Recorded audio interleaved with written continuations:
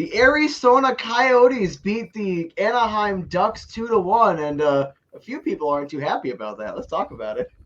You're Locked On Coyotes, your daily podcast on the Arizona Coyotes, part of the Locked On Podcast Network, your team every day.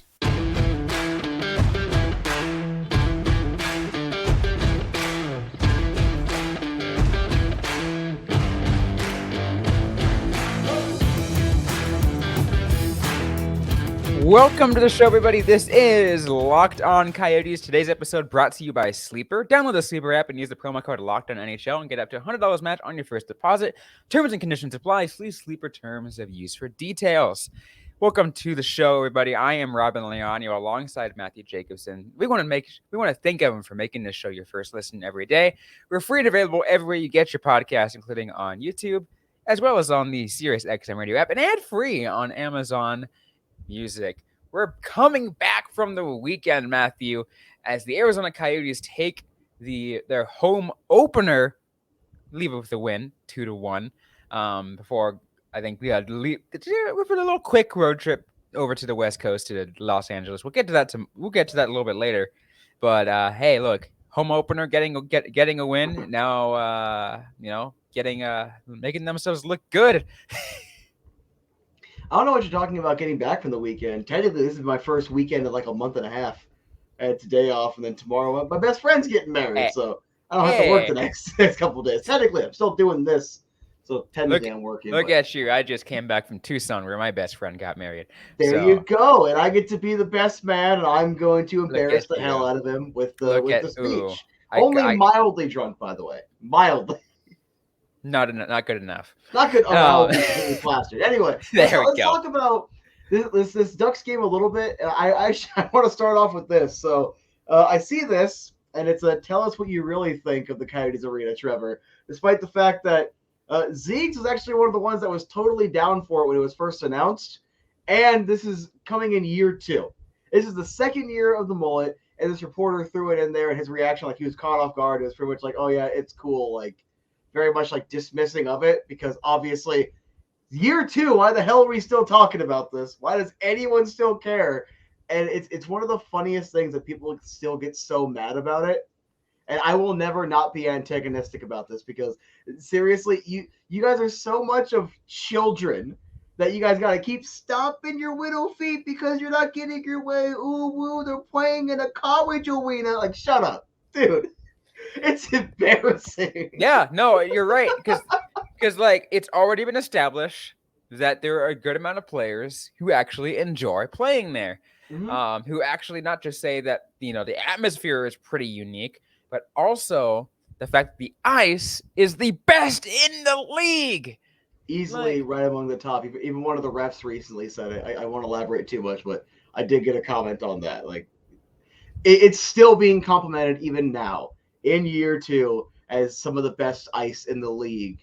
And I just I don't know if that makes people more angry. I genuinely don't know if that makes people more angry or not, but it's funny, and I wanted to start off this show with that as per usual, those that are coping, seething, raging, continue to do so, and you will keep giving us free content here and the ability to laugh at children. And what else do bullies do but laugh at kids? Sounds about right. Anyway, the game. There genuinely wasn't that much to talk about. No, there was once again a lot of penalties and low scoring. Yeah, it was a very low scoring game. I was hoping to get a little bit more out of it. Mm-hmm. And I would say I didn't really get a chance to watch much of it live. I didn't really get a chance to watch much of it at all, mainly because I was getting ready for my friend's wedding. But and rightfully so. I don't need to pay attention to anything else other than, something like that. But I don't know. We might watch the D-backs game during the wedding tomorrow. We might. Fair. No, but but from what I was able to get though, it was a low scoring game. And you said a lot of penalties, and I feel like, and it's a game, especially when it's against the Ducks, you'd expect something as like on par or even like better than how they did against the Blues, but it kind of didn't go that way. They still came out with the win, but it just didn't go that way. Yeah, I just want to start off real quick by just giving a little bit of credit to Dostal. I think that's his name, the backup goaltender, 25 saves, 2 goals against, 926 save percentage. He had a really good game. I did not expect that from him. I don't know anything about him, but I do think it's appropriate to give kudos where it is earned. And going back to the whole penalty thing, I think I have the summary right. On the wrong page. That's why. Ha ha ha. Dumb AZ sports guy. But there were 3 penalties in that first period. It would have been an additional penalty that was waved off for Radko Gudas, and it ends up going to Michael Carcone. I think that's the play he got injured on. And then later on, Jason Zucker gets injured for the second period, minus the fights. There was 5 more penalties, and then in the third period, there was 4 more. Although technically 2 were like, I don't like the embellishment unless it actually is an embellishment. I get it. You don't want to keep calling penalties, you just throw them on the power play. I understand referees don't want to be seen as influencing the game, but if there are that many penalties, just call that many penalties, whether it's against my team or for them. The weird embellishment to make it a 4-on-4 when there is not an embellishment on the play. When there is, totally get it, not going to complain. I just didn't see it, though, to be fair, I was probably one of the busiest I've been in a while during a hockey game for this game, so I just kept doing the notes as much as I could for that one, and I got to watch some of it, but I was running around quite a bit. I mean, makes sense. You know, we all get, because it all happens that way. Mm-hmm. Let's get to Clayton Keller, who's got one of the goals. Mm-hmm. Obviously, like it was a pretty pretty nice snipe too, if I'm not mistaken. I saw from seeing from the highlights, like. We all know Keller is good, and I'm just glad that he's able to keep it, keep firing on all cylinders. Like there's some games where he's not doing so well, like we talked about late last week, where some just sloppy turnovers from him kind of ended up influencing part of the game. Mm-hmm. But when he's on, and he looks great. Yeah, and to be fair, like I said, I wasn't going over with a fine-tooth comb. I was a little more busy on Saturday. From what I could tell, there wasn't a whole lot of that. So obviously, early season thing, you only criticize when it's relevant, but I just want to acknowledge that. Let's talk about Jason Zucker, who gets injured in this game. His second goal, I do believe that's in back-to-back games.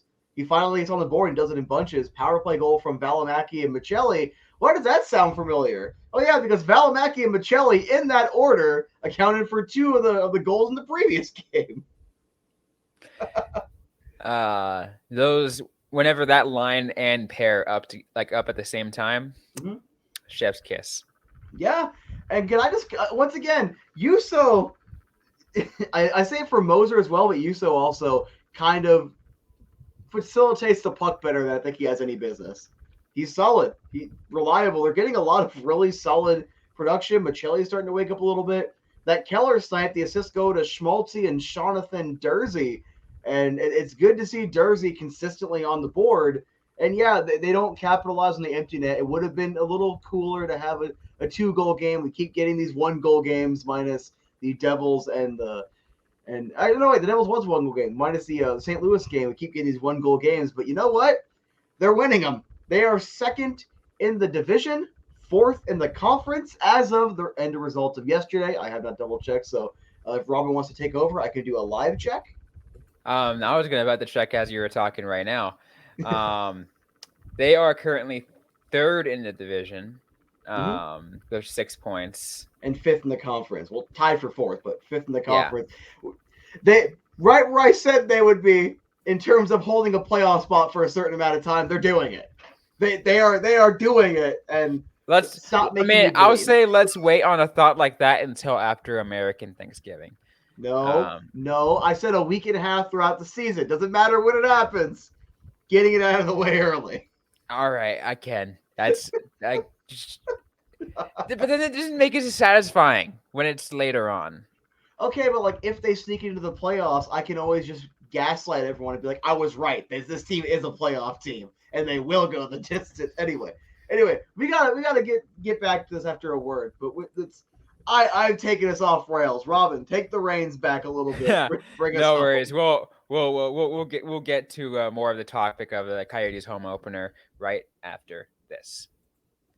And today's episode is brought to you by Sleeper. If you want to win 100 times your money, play daily fantasy hockey on the Sleeper app. There are all possible scenarios for this season, but you have a chance to win big, and so you need to play daily fantasy hockey on Sleeper, the official daily fantasy app of the Locked On NHL Network. Sleeper is our top choice for daily fantasy sports, especially daily fantasy hockey. With Sleeper, you can win up to 100 times your cash in daily fantasy hockey contests. You can pick what players you want to take this week to win 100 times money, and you could compare with you and your friends and chats. And you can even play other sports as well. You can do daily fantasy football for the NFL, NBA basketball, MLB, college football, any of that. And all these entries you can make in just under a minute. Once again, you can just pick whatever player you want in certain games and go based off their stats, goals, assists, saves, plus, minus, and more. And once again, Coyotes fans, 100 times payouts on Sleeper. So start paying attention and get your picks right so you could win big. Use the promo code LOCKEDON NHL to get up to $100 match on your first deposit. Terms and conditions apply. Once again, that's LOCKEDON NHL. See Sleeper's terms of use for details.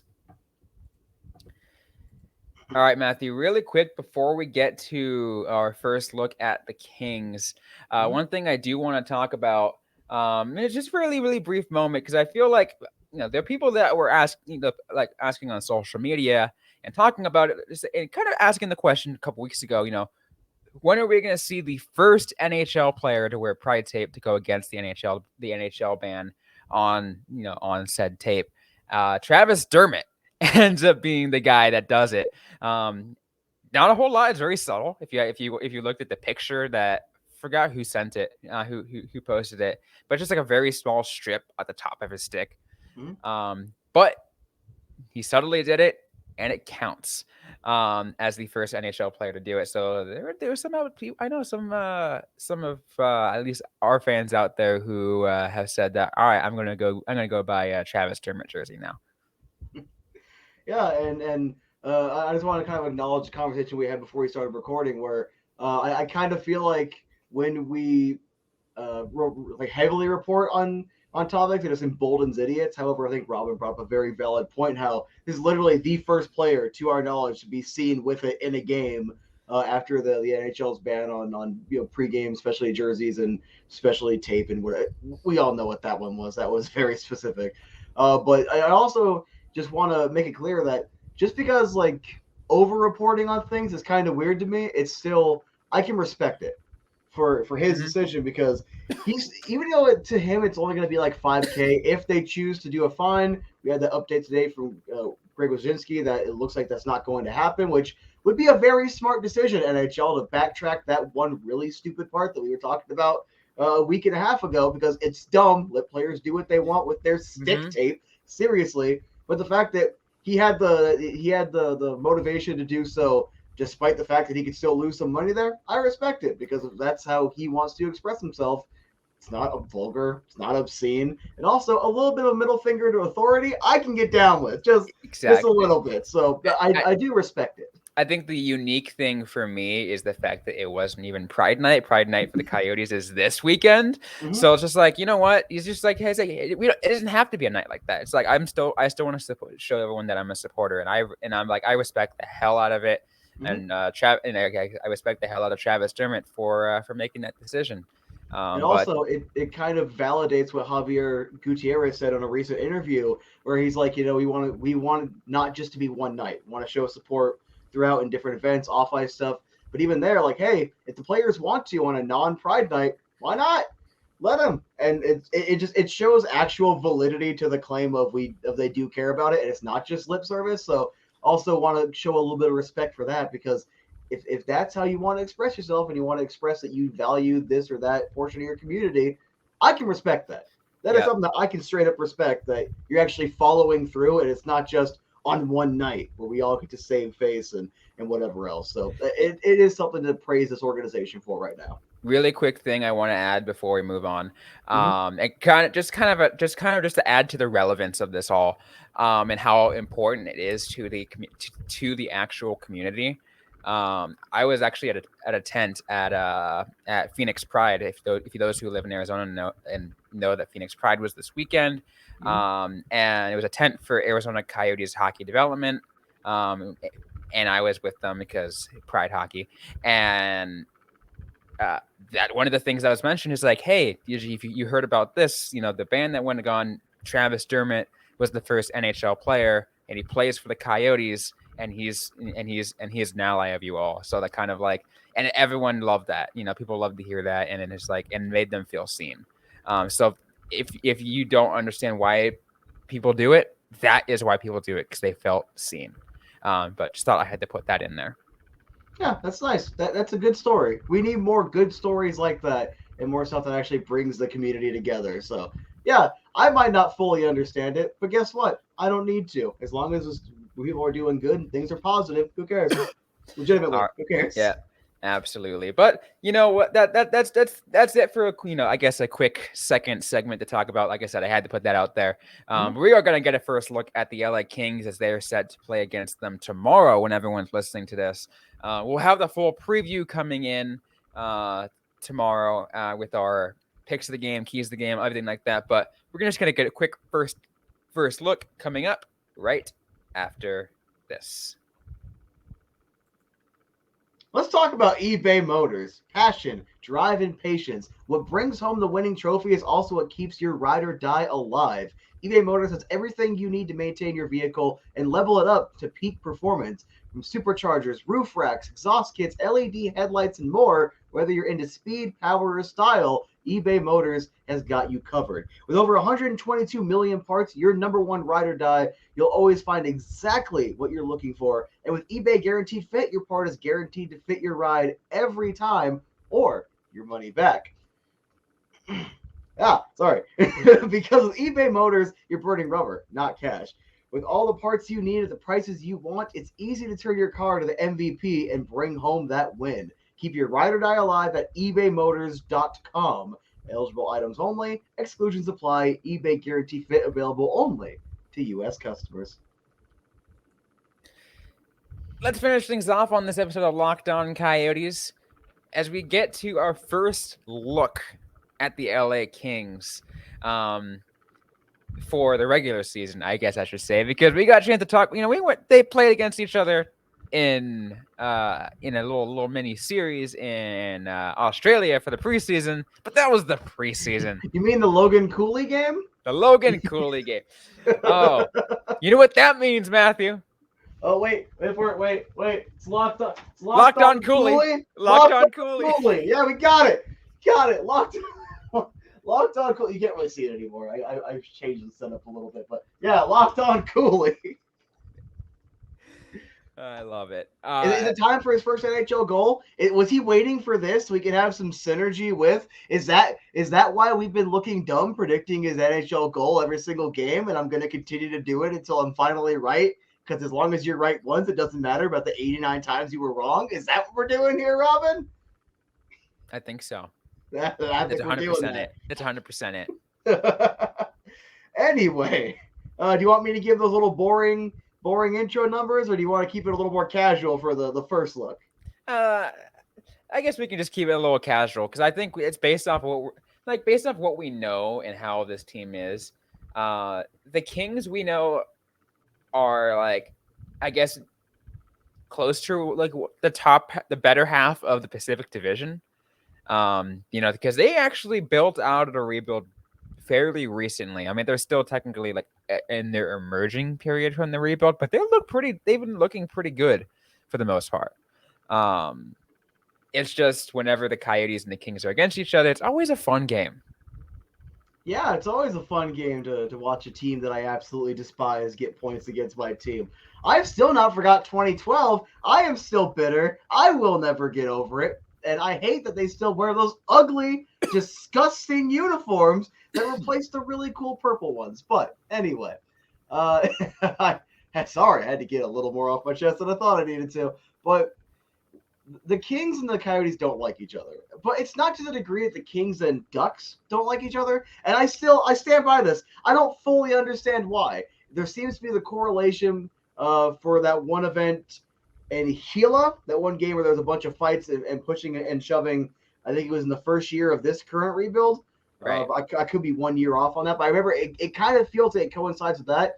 The Kings and the Coyotes just never liked each other, which is great because, beat LA, puck LA, if you will. There's a P there. I started with a puck, just so that way Sean doesn't get mad at me later. But, I will always be of that opinion. And I feel like the team also shares that opinion. So it's one of the things we can actually agree on. And I want the Logan Cooley 2-goal experience. Double him up, boys. Double it up. You know what? Logan Cooley hat trick time. That's against Bedard. That's whenever he shows that fetus who's the actual rookie of the year. But that's true. That is true. That is coming up next week. That is next week, isn't it? I think. Look, I'm gonna level with you.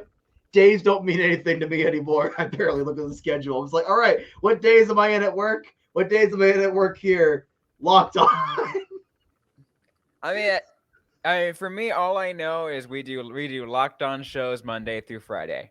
Technically Sunday through Thursday, because it makes more sense to record the night before. That's why I work 7 days a week, because Robyn whips me. She's like, go, record, say the funny line that no one's going to laugh at. Bring the energy to the show again. Anyway. I plead the fifth. but it's just, the Kings are a team that I can't fairly evaluate because not only do I refuse to watch their games not involving the Coyotes, but also I hate them. So anything I see that's good, I will genuinely disregard. So it's kicking over to the Coyotes.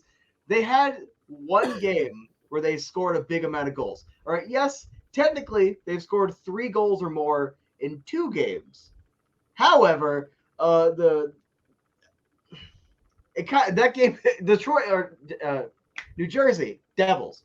New Jersey kind of feels like a fluke at this point because the team has been so low scoring throughout, and I can't quite tell if it is them still trying to iron out the kinks of the offense and everyone just fit into frame. Obviously, when you have Carcone and Zucker injured, there was no current updates, though, to be fair, there has not been a call-up yet, so it's likely those are minor, but they can also make last-minute call-ups, and it's a pretty short travel from Tucson to LA. So keep an eye out for that. It does put a wrench into some stuff, and it does make things a little more difficult. However, I want to see games 2 to 3 in a row where they're scoring like 4 goals a game, because I want to see what the upper of this team can be. That being said, they're still young, and I have to be patient, and I hate that I have to be patient, but they're literally doing what I said they were going to do, 1-goal games, but just lower scoring 1-goal games than I thought. No, like I said, like I was saying about this team, recently coming out of a rebuild or like emergence from the rebuild, like you take a look at what they did and how they built from the draft, and kind of get an idea of what somewhat setting a blueprint for the Coyotes, because we're talking about a team that got Quentin Byfield and got Arthur Kaliev. And they're just building. I mean, there's probably still, they're probably still built too much off of a lot of veterans now. Because I'm looking at their roster, like they brought in some veterans as well, like freaking Drew Doughty's still on the team. They got Pierre-Luc Dubois, Kevin Fiala. But I want to take also a quick moment to even though that's their backup goalie, but say, why in the world do you have a backup goalie who misspells Phoenix? Shut up! But I get it. Like, their goaltending situation has, I've casually kept up with that as much as I can. Kings fans, you can correct me in the comments, but with Quick getting older, it was kind of a bit of a failure to launch to find who's really going to take over the reins of the 1A, 1B. I know they added, was it Korpisalo last year at the trade deadline, and they had Phoenix Copley for a little bit. They still have Phoenix Copley as their backup, but I think their starter right now is Cam Talbot. Oh, it's so weird. It is so weird. So it's like, it's kind of one of those positions that feels like they need to kind of reestablished, because when you go from having a goaltender like Jonathan Quick or John Gibson or whoever else that you've had forever, you need to have that readjustment period. And while the Kings, I also want to add in a couple of players like Turcotte and Brant Clark. They are going through the draft, but they're still the Kings. They can still get free agents. They can still, hey, we have a few extra assets. Go get that veteran. That Pierre-Luc Dubois was a really good example. Or was Turcotte involved in that trade? Everything is a blur at this point. Everything is 110% a blur. I apologize. 7 days a week. My bad if I got that one wrong. Turcotte still currently plays for the Ontario Reign. So, okay, sweet. So someone else that doesn't really matter, but they're doing a good job with some of those young pieces, blending them with the couple remaining pieces of the old core, making sure to get free agents they need, trade acquisitions they need. It's a team that has a little more veteran presence than the Coyotes, which has a little more of a young leaning. And right now, with the position they're in, it makes them a playoff team.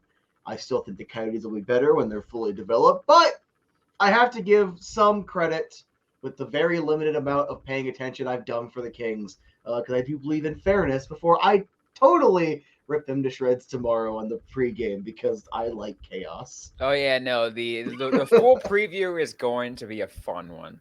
It's just gonna be me with straight propaganda against the Los Angeles Kings. I will, spoiler alert, 3 keys to the game: beat LA, and beat LA. Robyn might have to bleep me out a little bit tomorrow, so stay tuned for that. And that's all I got for you, Robyn. You don't have to ask me for final thoughts. It's just, starting with the letter P, Puck LA. Sure. All right. Anyways, that's going to be it for today's episode of the Locked On Coyotes podcast. If you like what you heard, don't forget to leave a review, to leave a like, a comment, subscribe if you have yet to already. We're available everywhere you get your podcast, including on YouTube, on the Sirius XM radio app, as well as ad-free on Amazon Music. Don't forget to interact with us on social media on Facebook, facebook.com/LockedOnCoyotes, and on X at @LO_Coyotes. Also on Threads and on Blue Sky, but post more on Threads so that way I can justify my Threads usage since I stepped back from X. There we go. But that also, I'm personally at Robyn_Leonio. Matthew Jacobson is at the AZ Sports Guy. Interact with us, ask a question you might have, we might answer right back, or on a future episode of the Locked On Coyotes podcast. Thanks again, everyone, for listening to today's episode. Hope you guys staying safe out there. Hope you guys staying healthy, and don't forget to howl on.